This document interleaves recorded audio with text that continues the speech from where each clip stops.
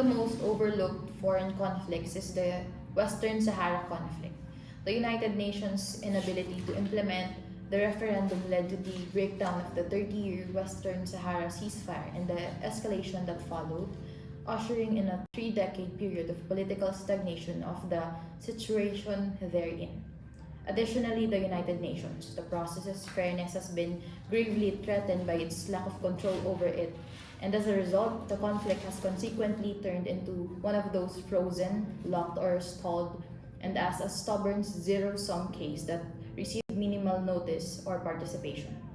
The systematic ineffectiveness of the UN mediated peace process can only be explained by examining what Morocco's allies, especially France, Spain, and the United States, see as the opportunities and benefits of the ongoing occupation of Western Sahara. Western Sahara is a vital element of Morocco's territory and sovereignty because of its historical links. The International Court of Justice acknowledged these connections but ruled that they do not equate to ownership of the land.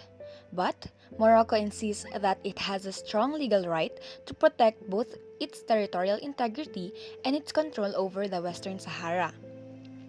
Relying on this, Morocco has rejected Sahrawi calls for independence and has insisted instead of giving the Sahrawis autonomy, a plan that has the backing of the United States and France since 2007.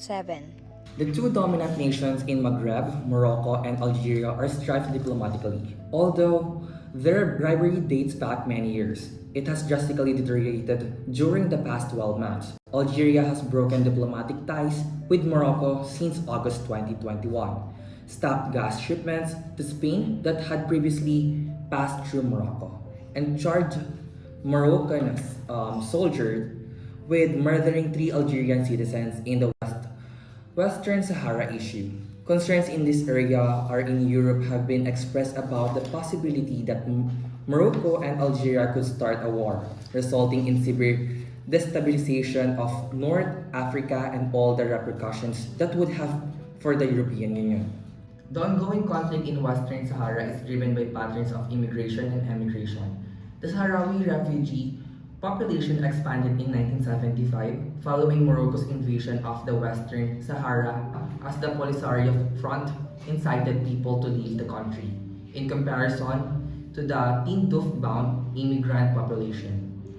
The Sahrawi Arabic Democratic Republic says that there are currently 155,000 refugees living in the camps in southwest Algeria. These camps are controlled by Polisario Front rather than a global relief agency as a result of the Polisario Front's declaration that they are a part of the SADR. Despite the World Court ruling that Morocco's and Mauritania's legal claims to the Spanish Sahara were tenuous and did not negate the Sahrawi's right to self-determination, Spain agreed to the partition of Western Sahara between the two countries under constant pressure from Morocco and Mauritania, as well as the internal unrest in its own country. Morocco took control of the phosphates in the northern two-thirds of the region, while Mauritania took authority of the southern third. Fighting broke out sporadically between the Moroccan forces and the Algerian-backed and Algeria-based Polisario Front. The Saharan Arab Democratic Republic, which was recognized by almost 70 nations, was established in exile by the Polisario Front in 1976. The Polisario Front continued to target the Moroccan and the Mauritanian outposts in Western Sahara.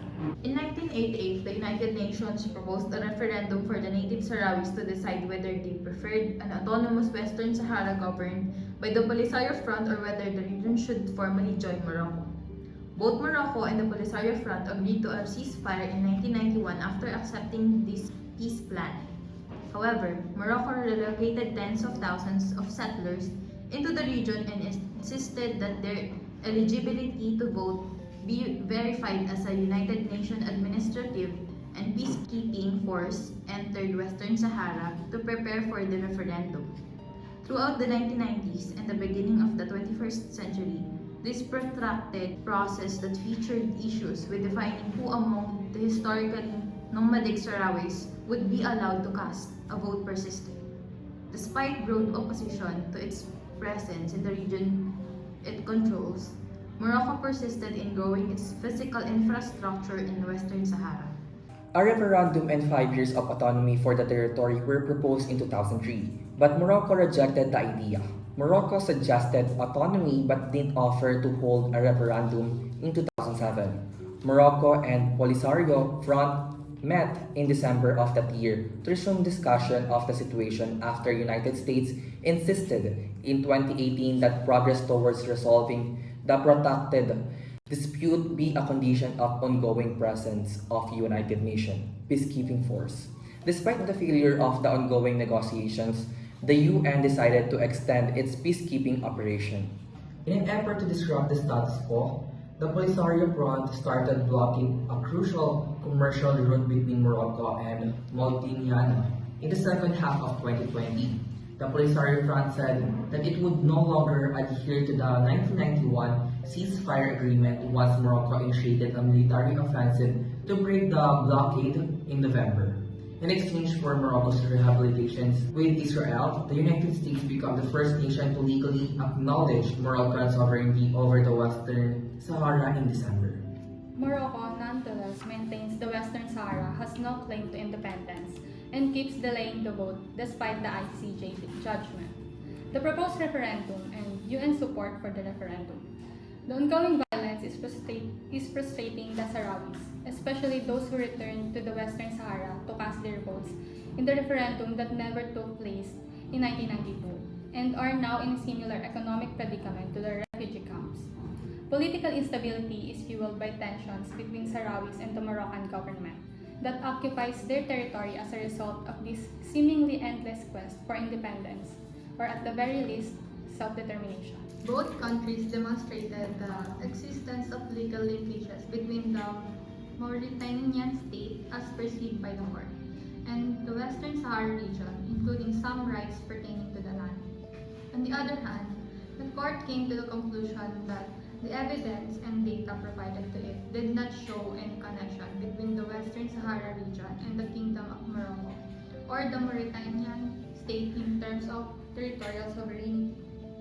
The General Assembly's 1960 Resolution 1514, which included the Declaration on the Granting of Independence to Colonial Countries and Peoples, was not found to have any legal ties that could potentially affect the decolonization of Western Sahara, or more specifically, the principle of self-determination through the free and genuine expression of the will of the territory's peoples.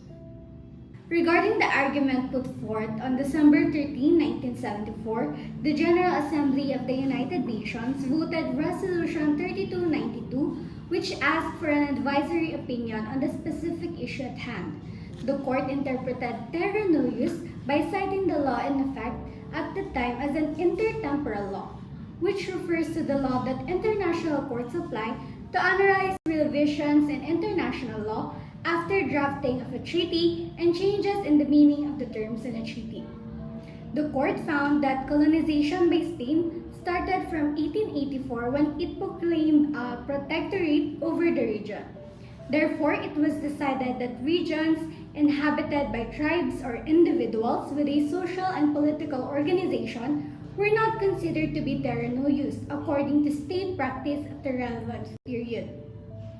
According to another theory, the Western Sahara was populated primarily by indigenous people living under self-representation capable leaders during the Spanish colonization. In other words, the Western Sahara was determined to belong to Sahrawi people and not Morocco before colonialism by the International Court of Justice in that advisory decision. Despite naming Morocco as an occupying force in two General Assembly resolutions, the UN has never acknowledged Moroccan sovereignty of any kind over the region of the Western Sahara. A controlling authority cannot manage an occupied territory according to the international law. According to the Geneva Convention and Chapter 11 of the UN Charter, among other treaties, the occupying power is really not permitted to alter the demographic, economic, or political status of the occupied territory and is required to treat the local populace in the manner that complies with international law. In reality, it it shouldn't obstruct the people's right to freedom and self-determination. A genuine and free vote in a referendum on self-determination overseen by the UN and the AU, where the people have the option of choosing independence, free association with another entity, or integration into an existing entity, is the only way to consult the people of Western Sahara, as required by UN General Assembly Resolutions 1514 and 1541, and this is confirmed by more than 100 UN resolutions. So any consultation that excludes independence will be wholly against international law.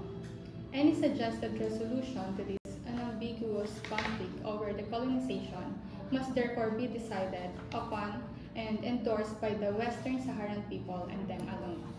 No other nation, group, or entity has the right to make decisions about the territory's political destiny. In the present time, a meeting with King Mohammed VI of Morocco happened in October 2018, wherein the UN Secretary General Antonio Guterres brought up the contentious Western Sahara territory. On a Wednesday in the same month, the two leaders got together outside of the UN Alliance of Civilizations conference in Fez, Morocco. The position of Morocco, as reiterated by King Mohammed, is that the conflict should be settled on the basis of the autonomy initiative within the context of the sovereignty and territorial integrity of the kingdom. Resuming talks between the disputing parties over the Western Sahara has been approved by the UN Security Council. In order to achieve a fair, enduring, and amicable political solution for Western Sahara, the resolution urged the parties to begin talks. Moroccan claims to the land as well as those of the Polisario Front have been strengthened by attempts at international recognition. 46 states recognize the SADR as an independent nation, and it is also recognized as a member of the African Union. Meanwhile, 65 states, including most of the Arab world and numerous African countries, recognize Morocco's claim, and 23 of those states have consulates in Western Sahara. Alternatively said, the Moroccan support team outnumbers SADR. In 2020, the United States accepted Moroccan sovereignty in exchange for normalizing relations with Israel, but then also regarded the Polisario Front as the Sahrawi people's official representative.